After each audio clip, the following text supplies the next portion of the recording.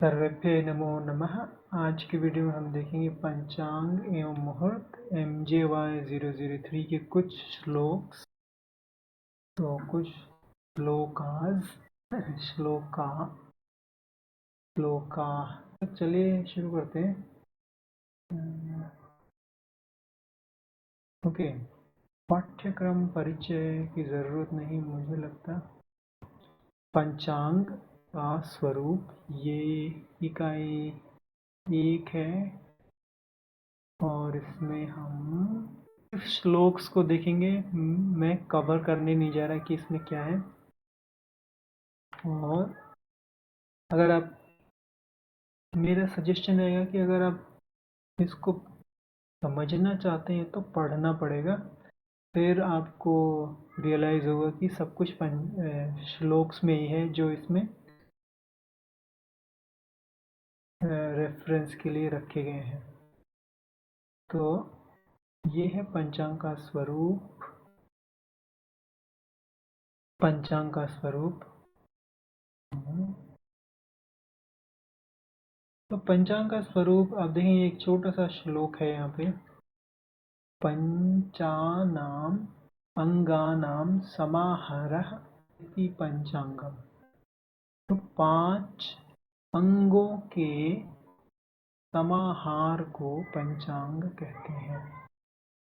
तो ये छोटा सा श्लोक है।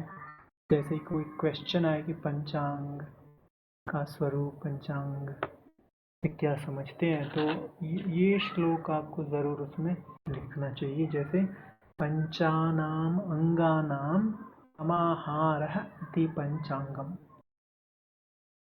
चलिए, तो 5 अंगों को देखते हैं हम। और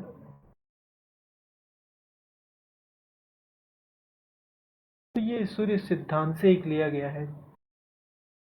मध्यमा अधिकार श्लोक संख्या 9 है।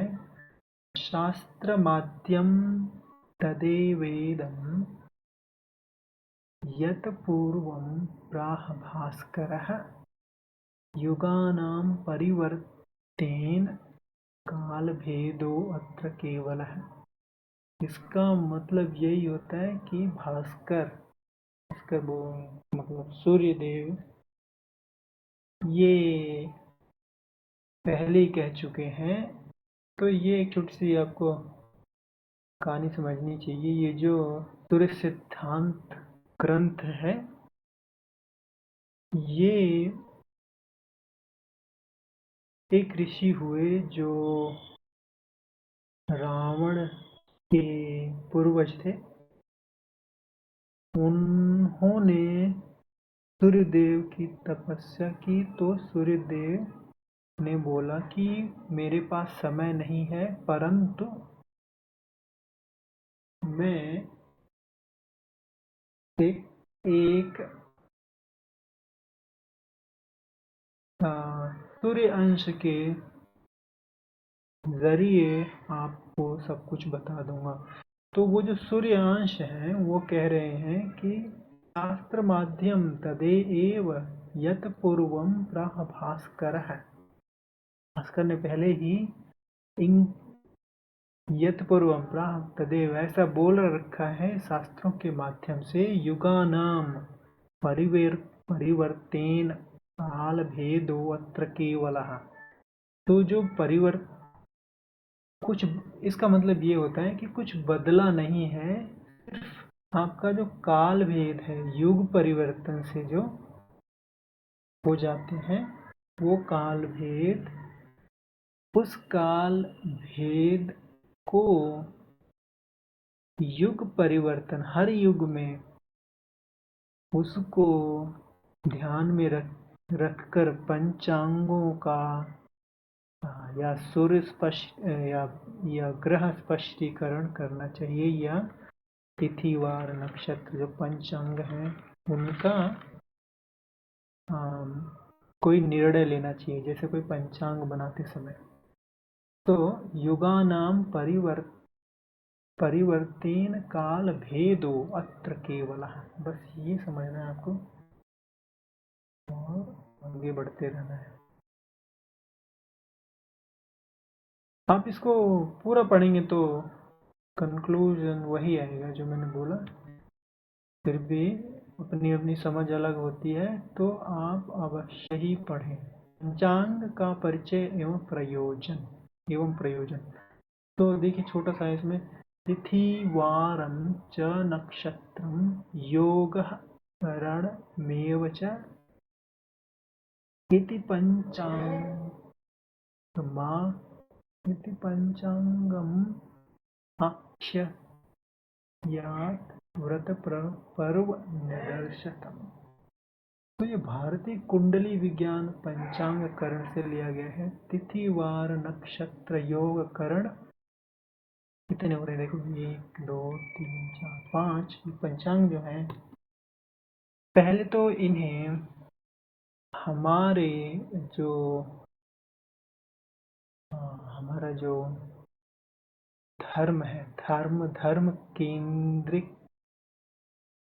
माना गया है इसको, पंचांग को। तो मेरा सजेशन यही है कि कोई भी जो इंटरेस्टेड है अपने धर्म में, हिंदू सनातन धर्म में, उसके पास पंचांग ज़रूर रहना चाहिए और पंचांग देखने भी आना चाहिए, क्योंकि ये धर्म केंद्र है। और इति पंचांगम आख्यम व्रत पर्व निदर्शकम। सो ये 5 जो अंग हैं, इनसे ही हमारे व्रत पर्व निदर्शक या जो भी निर्णय लिए जाते हैं अपने किसी क्रियाकलाप को करने का, व्रत पर्व या कोई जैसे हर घर में छोटे छोटे क्रियाकलाप होते रहते हैं, तो उसका निर्णय, तिथि निर्धारण, समय निर्धारण के लिए पंचांग, इन 5 अंगों का प्रयोग किया जाता है। ठीक है। सो व्रत पर्व निदर्शकम। तिथि क्या है? ये भी सूर्य सिद्धांत से लिया गया है, सैद्धांतिक। सो अर्का द्विने द्विनी अर्का द्विनी स्थितः प्राचीन यद्यात्य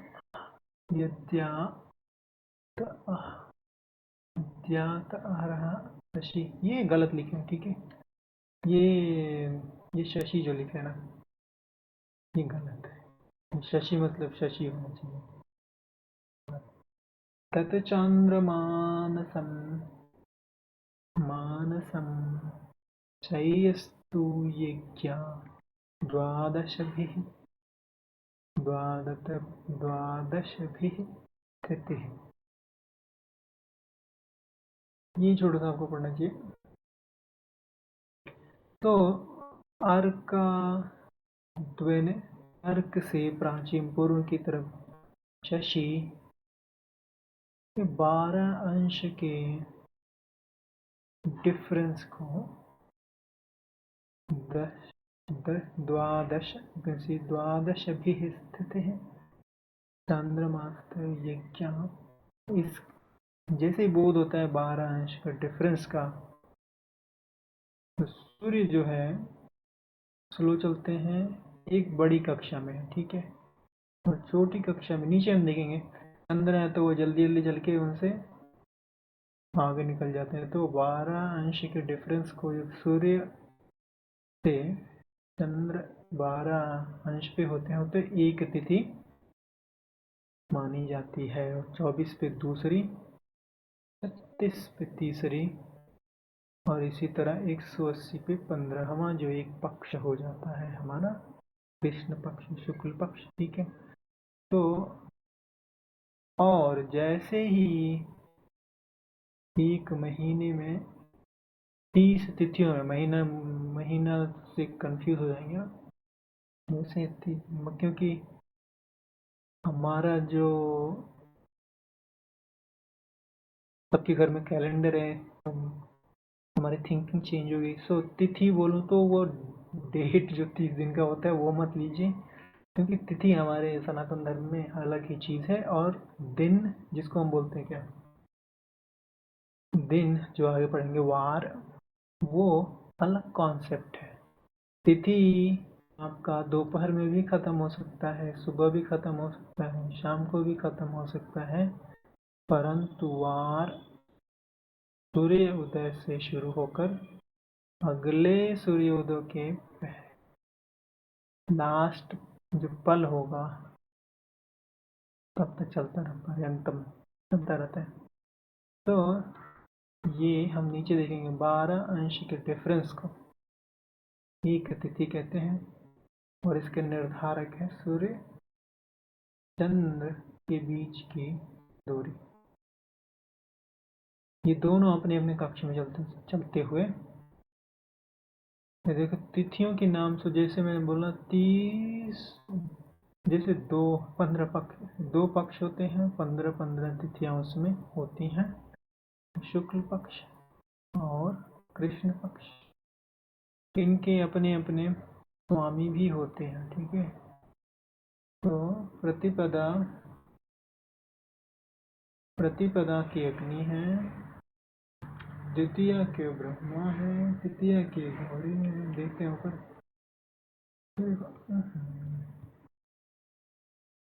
तृतीया के गौरी, चतुर्थी के गणेश। आपने देखा हर चतुर्थी को, सो दोनों पक्षों की चतुर्थी में गणेश जी की पूजा होती है। अगर आपका चंद्रमा पीड़ित है या आपका मन चंचल रहता है तो तृतीया को गौरी की पूजा कीजिए। अग्नि की तो करनी चाहिए। सर्प पंचमी, षष्ठी कार्तिकेय, सप्तमी सूर्य देव की है, अष्टमी शिव की है। कोई किसी आर्टिस्टिक फील्ड में तो शिव की अर्चना करे अष्टमी को।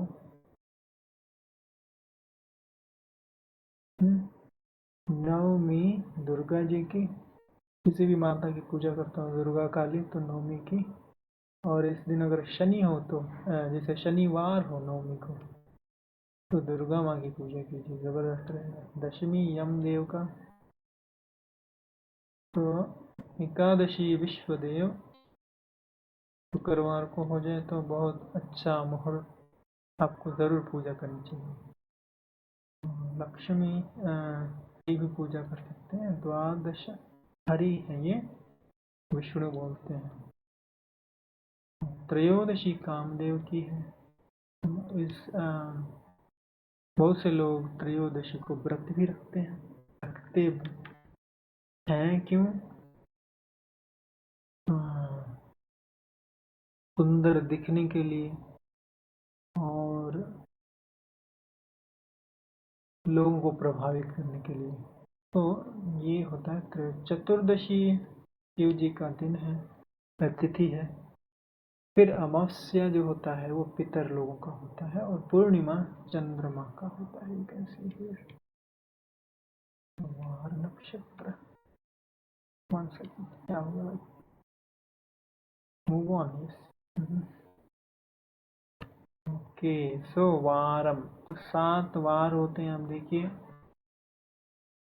और ये रविवार से शुरू होकर, तो वार जब भी आता है जैसे, तो पक्ष का जो शुरुआत होता है ना किसी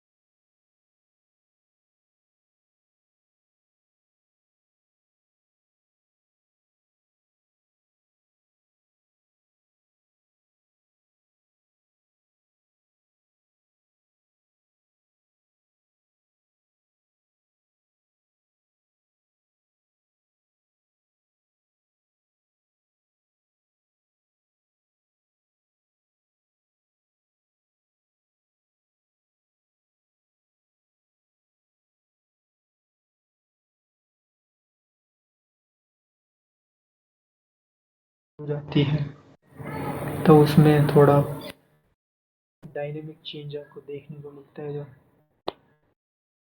तो ये है नक्षत्र के नाम। अभी अश्वनी से शुरू होकर भरणी, अश्वनी, ये इनके भी अपने अधिपति होते हैं, स्वामी होते हैं।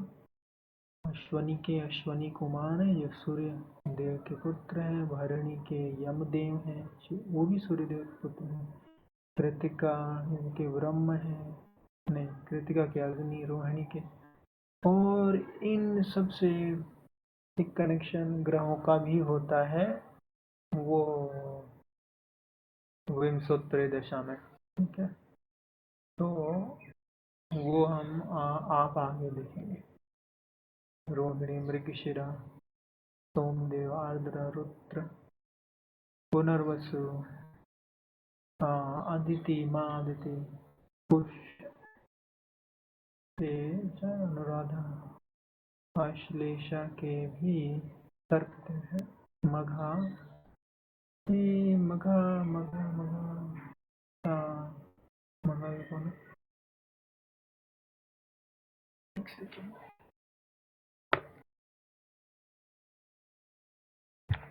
भूल जाते हैं।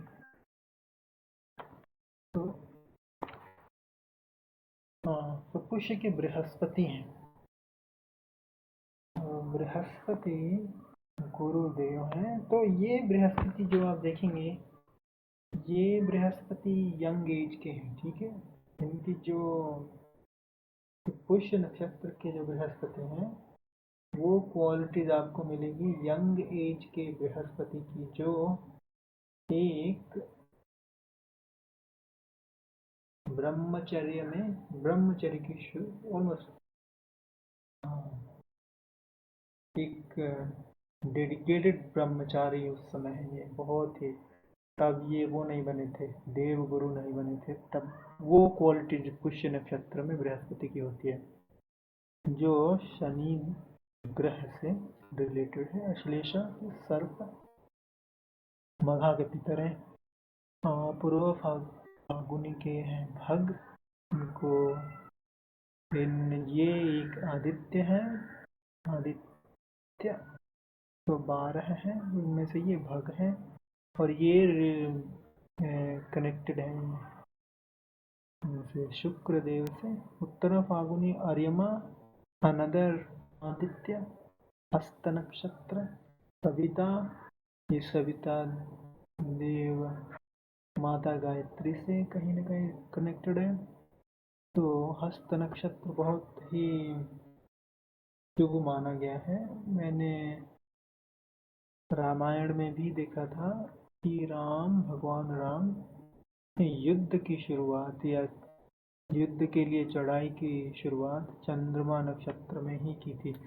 तो चित्रा विश्वकर्मा देव हैं, इसके स्वामी स्वाति वायु है। उसके बाद में विशाखा है, जो दो अदिति के पुत्रों, अदिति के पुत्र इंद्र और अग्नि क्या करते हैं इसको, इसके स्वामी है, को रूल्ड है विशाखा। तो इंद्र अग्नि यहाँ पे ये कुछ कुछ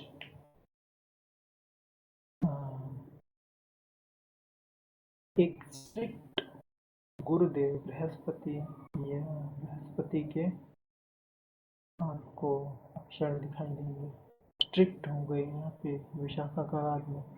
अनुराधा ये मित्र, ये भी एक आदित्य है। ज्येष्ठा, इंद्र भगवान ज्येष्ठ है आदित्य के पुत्रों में से, ये ज्येष्ठा। मूल, मूल नक्षत्र निर्तरी। और इस बुक में राक्षस एक इसके सॉन्ग बताए गए हैं।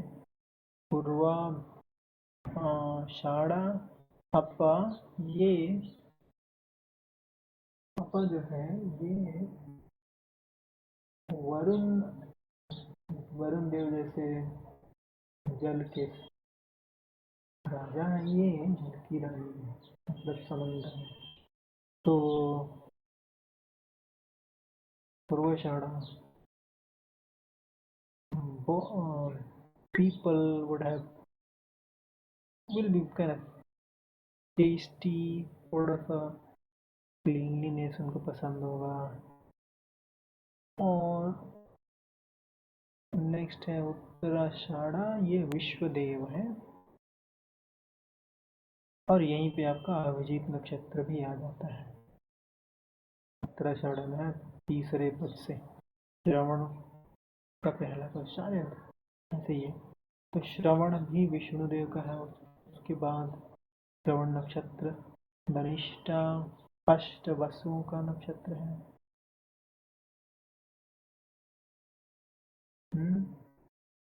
तो शतभिषा वरुण देव, इसमें तो तारे होते हैं शतभिषा में। और पूर्व भाद्रपदा एक पदा, एक ये शिव देव के अवतार है एक पदा। उसके बाद में उत्तर भाद्रपदा अहिर्वधन्य। इस अहिर्वधन्य में आपको ये बेसिकली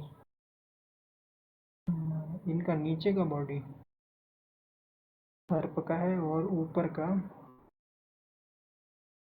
विष्णु के सा प्रतीत होता है, विष्णु देव से। सो थोड़े मिस्टीरियस होते हैं लोग, इन लोगों का कनेक्शन पास्ट से, जैसे they are very much connected to their past life memory, ऐसा लगता है। अगर कुछ उल्टी सीधी दृष्टि है अगर, तो उत्तर भाद्रपद नक्षत्र पे दूसरे ग्रह के रेवती पुषन, ये भी एक आदित्य है। एक छोटी सी और जानकारी, तो इन नक्षत्रों में तारे कितने कितने होते हैं? अश्वनी में 3 होते हैं, भरणी में 3 होते हैं, कृतिका में 6, रोहिणी में 3, मृगशिरा में 3, आर्द्रा में 1 नक्षत्र तारा, पुनर्वसु में 4, पुष्य में 3, अश्लेषा में 5, मघा में 5 और पूर्व भाद्रपद में 2, उत्तर भाद्रपद में 2, हस्त में 5, चित्र नक्षत्र में 1, स्वाति में 1, विशाखा में 4, अनुराधा में 4, ज्येष्ठा में 3, मूल नक्षत्र में 11, पूर्वाषाढ़ा में 2, उत्तराषाढ़ा में 2, श्रावण में 3 और अभिजीत में भी 3 है, ठीक है।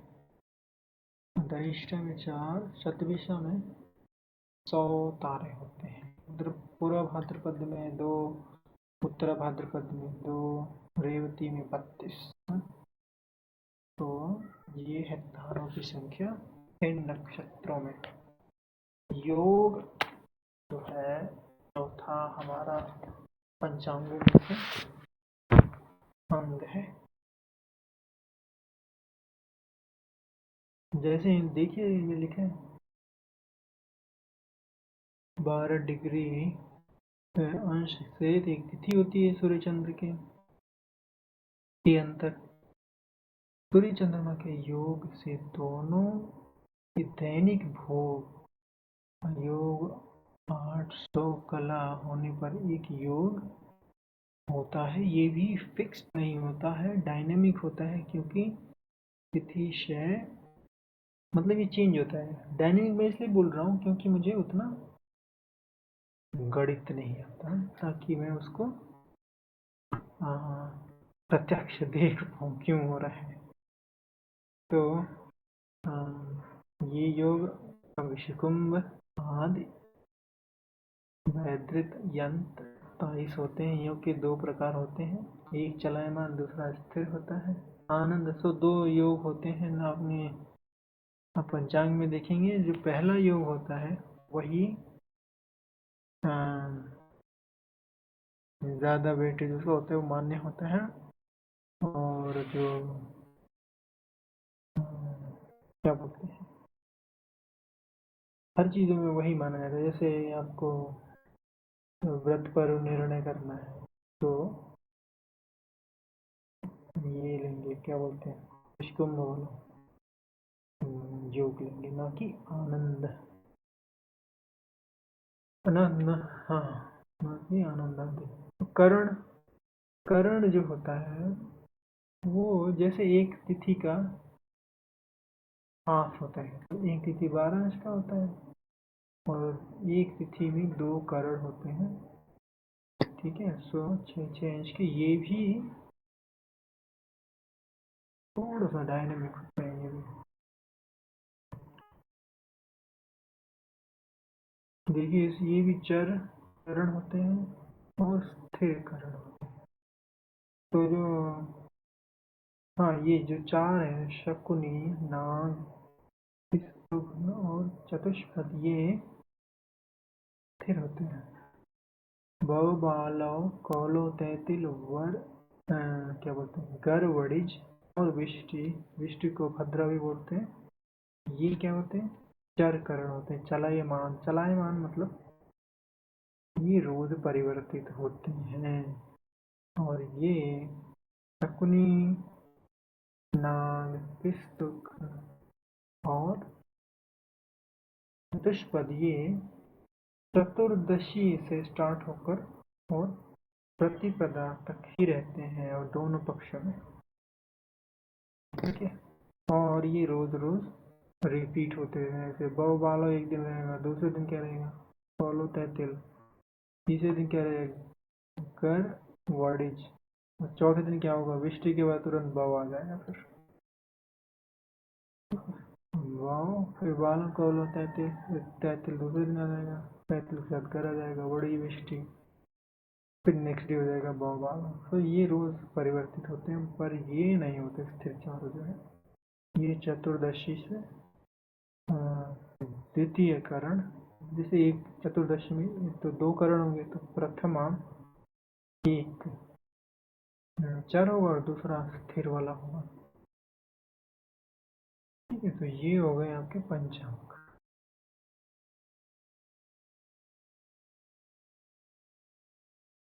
प्रयोजन, तो देखिए वही बात कह रहे हैं, तिथि 15 होती है, एग्जाम में आ जाए तो आप 15 लिखिएगा, परंतु उसमें दोनों पक्षों में आप दिखाएंगे। ये होती हैं कृष्ण पक्ष में, और ये होती हैं शुक्ल पक्ष। वार आप दिखाएंगे, और रविवार से शुरू करते हुए शनिवार तक बढ़ते जाएंगे।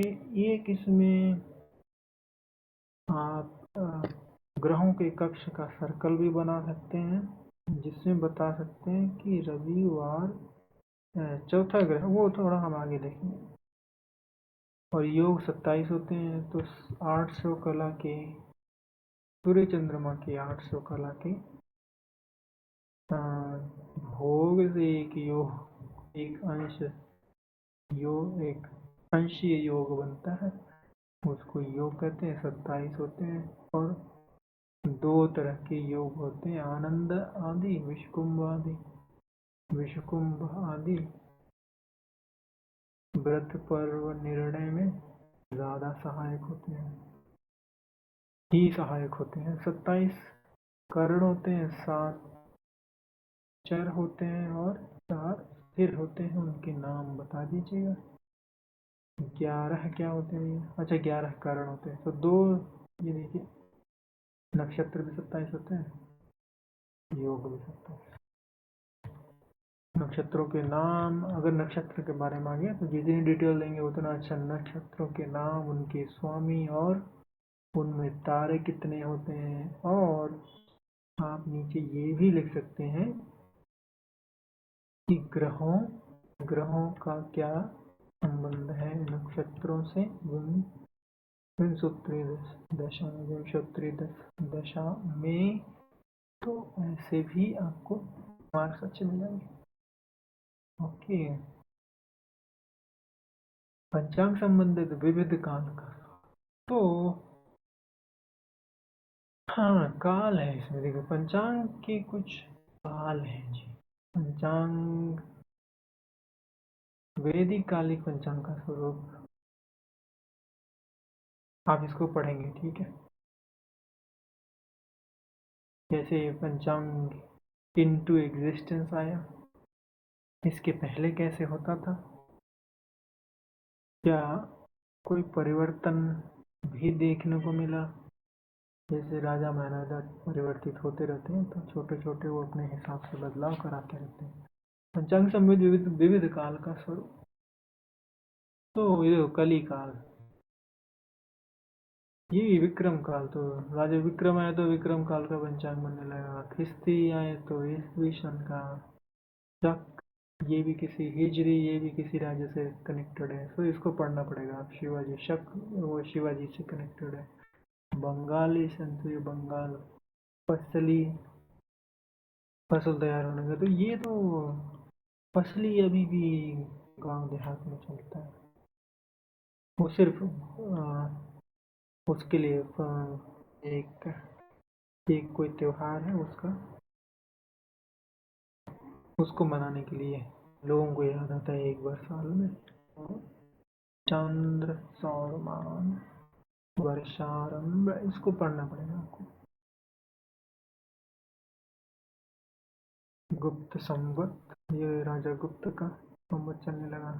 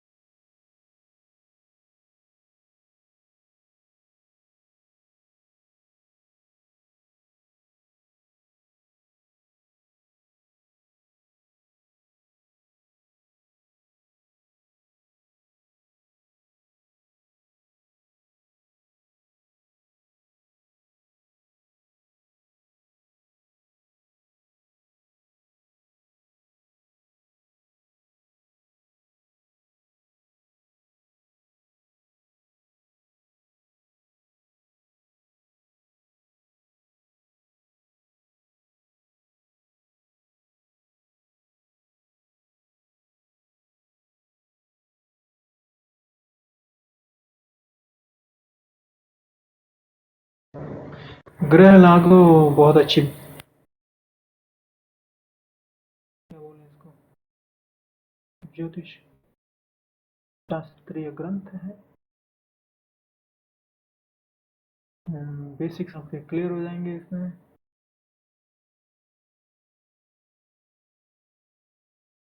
ये सारे वैदिक गणित है और ग्रह स्पष्टीकरण आदि, पंचांग निर्माण, तो कुछ गुर आप इसमें सीख सकते हैं। ये देखिए, आकाश में उत्तरी ध्रुव, आकाश में दक्षिणी ध्रुव, ये काशी या स्वदेश की भूपरिधि। आगे बढ़ते हैं।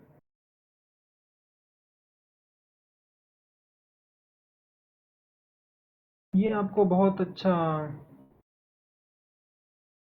उदाहरण मिलेगा इसमें। अगर गोल पढ़ने जा रहे हैं तो ग्रह लागों की ये जो पीडीएफ है इसको डाउनलोड करके archive.org इस पे अवेलेबल है। इसी अब जैसे नाड़ी वृत्त आपको समझना है, समस्थान किसे कहते हैं, ध्रुव स्थान किसे कहते हैं, तो ये बहुत अच्छी तरह से डिफाइंड है और हिंदी में भी है। सो अच्छा है। प्रकृति ग्रंथ की रचना अभी शुरू नहीं हुआ है, सिर्फ ऐसे ही है।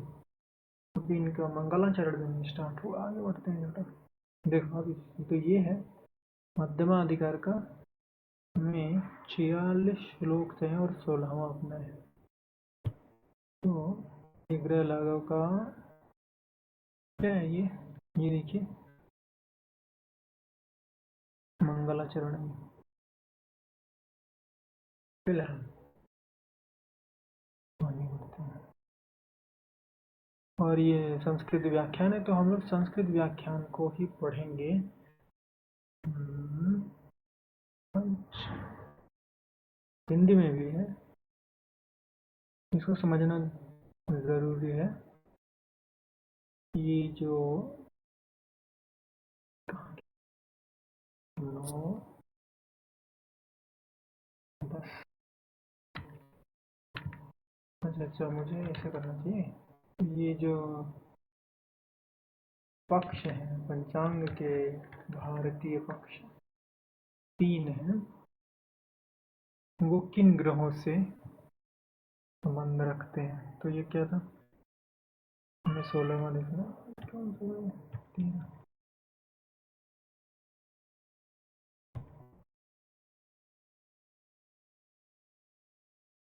13, 16वां देखो।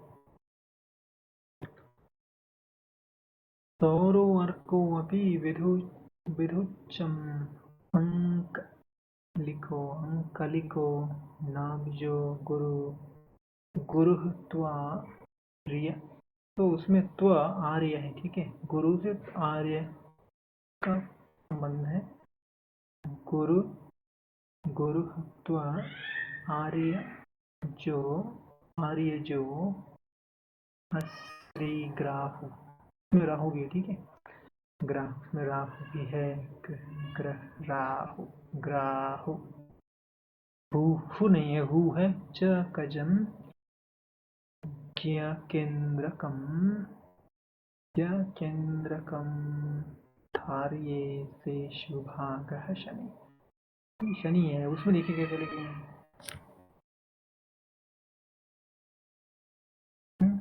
ये छोटी छोटी मिस्टेक्स हैं जो बिल्कुल टाइम कंज्यूमिंग है, इसीलिए इधर आ गया। शुक्र की बात कर रहे हैं। केंद्रम आर्य, केंद्रम ज आर्य मध्यम मध्यम गति गमिति गमिति में यान्ति दृक्तुल्या तुल्यताम सिद्धैस्तैरिह पर्व पर्वधर्म पर्वधर्मण्यस्तकार्यादिकं त्वादेशेत। पता नहीं ये थोड़ा पढ़ना पड़ेगा। तो ये मल्हारी जी का है।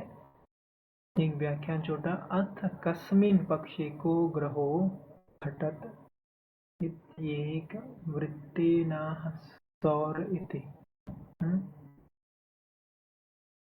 अर्कः सूर्यः सौरपक्षियो घटत इति सर्वत्र। ये इसका व्याख्यान है मल्हारी जी का।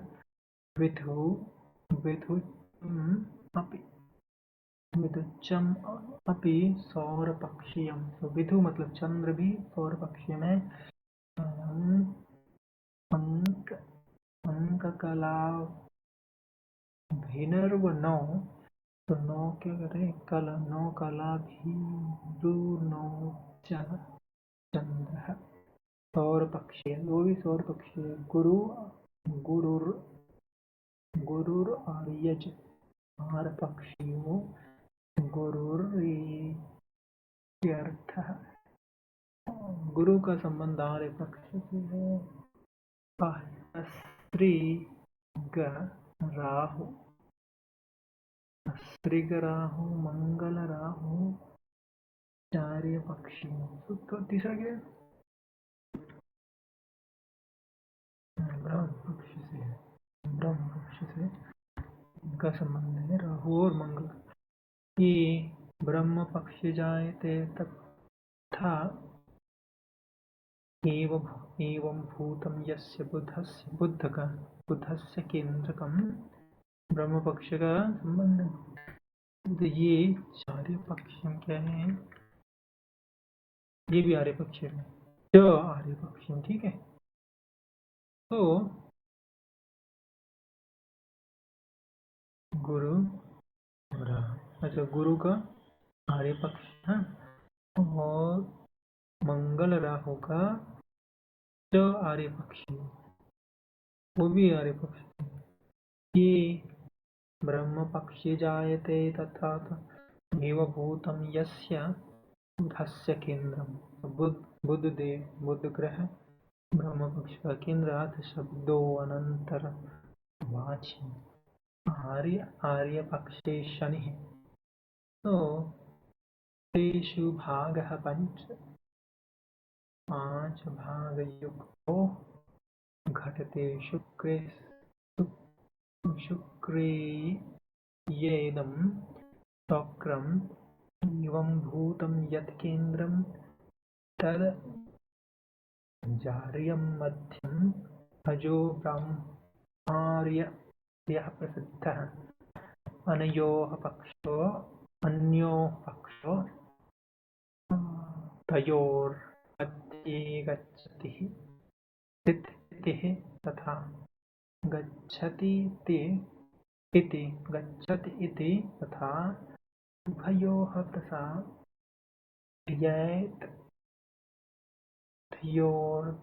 धयोर्गार्थ तुल्यं घटत इत्यर्थः। इति तेभ्यः प्रक्षेभ्यः साधिता इमे ग्रहाः त्रिषि तुल्यतां दृगडित्यं यान्ति प्राप्तनुवन्ते इति।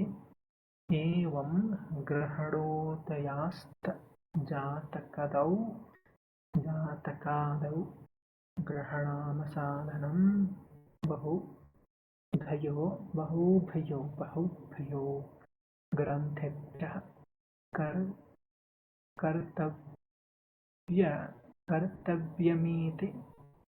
कर्तव्यमीति जडकर्म दृष्ट्वा आचार्यो लाघव अर्थम् अमुं ग्रन्थं कृतवान्। इहास्मिन् ग्रन्थे सिद्धैस्तथैर्ग्रहैः धर्मन्या तत्कार्यादिकमादि चेत् पर्वग्रहणं धर्मो यज्ञानुष्ठानैकादिक शिवव्रतादिकम् यज्ञानुष्ठान यज्ञ अनुष्ठान यज्ञानुष्ठान का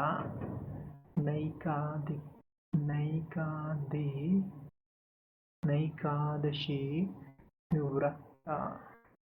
व्रत अधिकम नयोनितिः राजनीतिः दण्डनीत्यादिकः। अच्छा, सत्कार्यं शुभं कार्यं व्रतबन्ध विवाह आदि एभ्यो ग्रन्थेभ्य एतत् उत्पन्न इत्यादिर्वादिशेत् अयं भावः एकादश्यादिर्प्रयो तस्मादेव तिथिः कार्यः जातकादिषु सर्वत्र ग्रहान् अन्यत्र अत्र यथा एव ग्राह्य यतो यस्मिन् काले यत् दृगडित्यकृत् देव ग्राह्यं घटमानत्वात् अत्र युक्तिर्ग्रहान्तलक्षणोपायश्च पूर्वमेव प्रतिपादितोऽस्ति।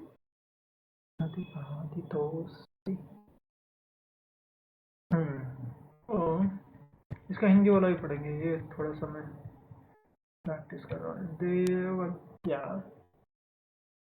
देवज्ञस्य दिवाकरस्य सुतेन मल्हारी समाह्वेन वृत्तो, ये तो खुद का इन्होंने दिया। अच्छा, ये मल्हारी का खत्म हो गया, ठीक है।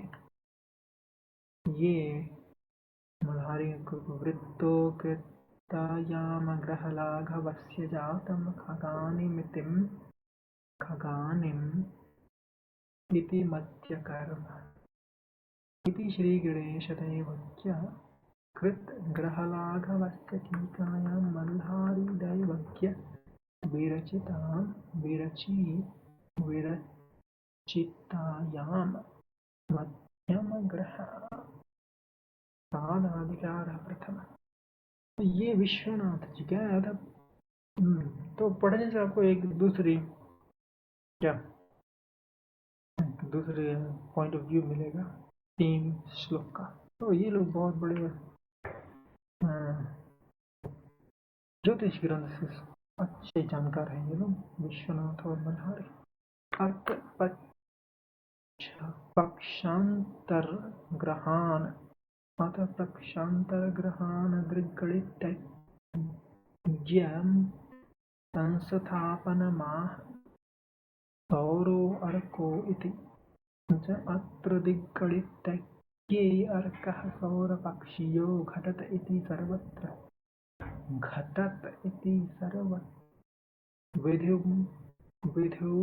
विधुचम अपि सौरपक्षीयम। सो विधु चंद्र वाला भी जो है वो भी सौरपक्षीय में आता है। सूर्य का तो आता ही है।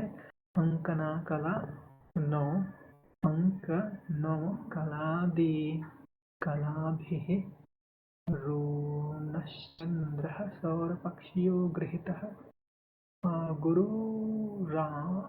गुरुरार्यपक्षे गृहीतः अस्ति। अस्त्रिगराहु आर्यपक्षयो पक्षयोः बन गया, ठीक है। ये लोकल टच है, पक्षयो है, ठीक है। ये लोकल रीजनल टच है। यह जो शायद खजम ब्रह्मपक्षजम बुधश्च केंद्रम आर्यपक्षे शनि। आर्यपक्ष में शनि पंचभाग युक्तो गृहीतः शोकं केन्द्रं केन्द्रं आर्य मध्यम ब्रह्मार्य ब्रह्मारपक्षयो प्रसाद्य तदोग्रा तदोगा योगा तद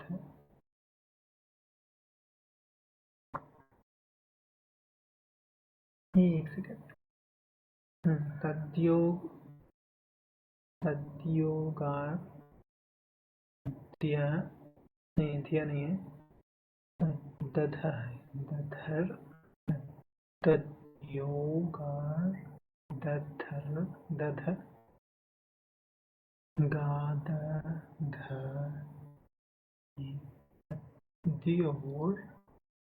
तद्योर्गाधतुल्यं घटत इत्यर्थः अर्थः इति अमुना प्रकारेण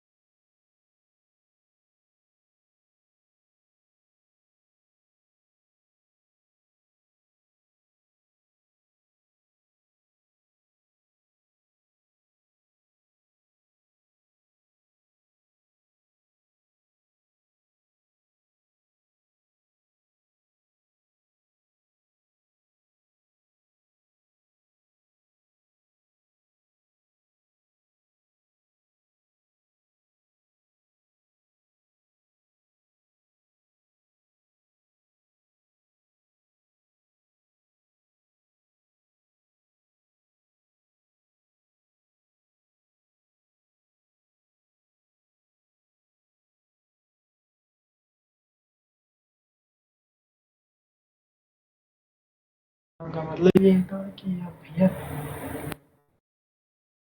व्रत आदि पर्व जो है, व्रत पर्व का समय ज्ञात करके उसको किया जाए।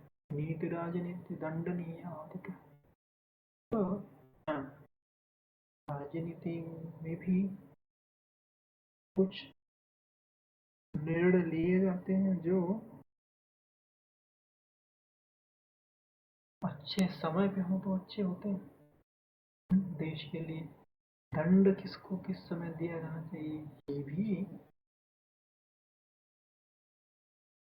राजा और दंड देने वाले के लिए पक्ष विपक्ष में हो सकता है। तो सही समय का ज्ञान अति आवश्यक है। सत्कार्य, कोई भी सत्कार्य करना है बुरे समय पे करेंगे तो फलित नहीं होगा। व्रतबंध विवाह आदि अनेक अच्छे, मतलब जितना चाहते हैं उस तरह से नहीं फलित होगा। विवाह आदि उसका पोटेंशियल आप खो देंगे। तो इसीलिए समय का निर्णय ही सही समय का निर्णय करने, पंचांगों ज्योतिष शास्त्र का ही प्रयोग अच्छी तरह से करने आना चाहिए। और दो इन पक्षों पे आधारित, इन तीन पक्षों पे आधारित, कम से कम इन तीन पक्षों पे आधारित पंचांग एक ज्योतिष के पास होना चाहिए, ये मैं सोचता हूँ। अनेक शुभ कार्यों का लोक में आदेश करना चाहिए। अति संभव हो, यदि संभव हो तो परिदृष्टि में देखे। तो आज के लिए मेरे को लगता है इतना ही। थोड़ा सा मेरे को सर दर्द हो रहा है तो मैं, पता नहीं क्यों हो रहा है। ओके, मुझे पता है क्यों क्यों हो रहा है। फिलहाल के लिए इतने हैं, धन्यवाद। त्रुटियाँ हो रही हैं मुझसे, बहुत ज़्यादा त्रुटियाँ हो रही हैं, इसको मैं इम्प्रूव करूँगा। आप लोग कमेंट कीजिए आपको कुछ दिखता है, क्योंकि कमेंट करेंगे तो वो मेरे नोटिस में आएगा, तो फिर मैं इम्प्रूव नेचुरली जल्दी करूँगा। Thank you.